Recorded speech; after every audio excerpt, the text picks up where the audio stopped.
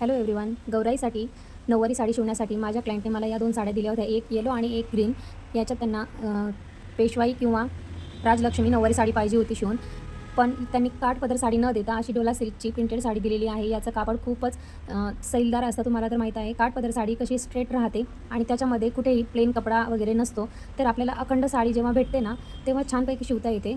तेव्हा कधीही नऊवारी साडी शिवायची असेल तर अशी डोला सिल्क वगैरे कुठलीही साडी न वापरता काठपदरची साडी वापरली तर अजूनच उत्तम राहतं. कारण आता पहा, मला इथे काष्टासाठी हा पूर्ण प्लेन कपडा वापरावा लागणार आहे. याच्यामध्ये नेसता पदर वेगळा आणि ब्लाऊज पीस वेगळा येतो. त्यामुळे खूप कन्फ्युजन होते की आणि याच्यामध्ये मेन म्हणजे काहीच कापड उरलेलं नाही. मला त्यांच्या बाळासाठी पण कपडे शिवायचे होते, पण या साडीतून काहीच कपडा उरलेला नाही. एकदम मी शेवटी दाखवेल तुम्हाला. खूप थोडासा कपडा इथे शिल्लक राहिलेला आहे, त्यामध्ये काहीही होऊ शकत नाही. त्यामुळे काठपदर साडी जर असते ना, तर त्याला दोन्ही साईडने बॉर्डर येते आणि ती आपल्या कुठेही यूज करता येते. बॉर्डरची सुद्धा आपल्याला फ्रॉक वगैरे शिवता येते.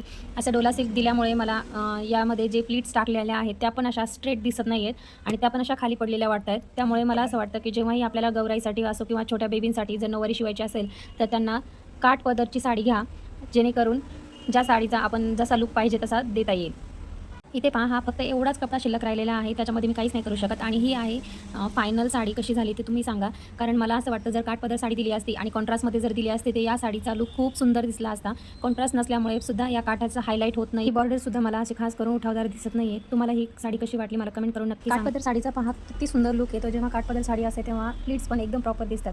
इथून पुढे निवडताना चांगली काठपदरी साडी निवडा, एवढंच सांगायचं. Thanks for watching.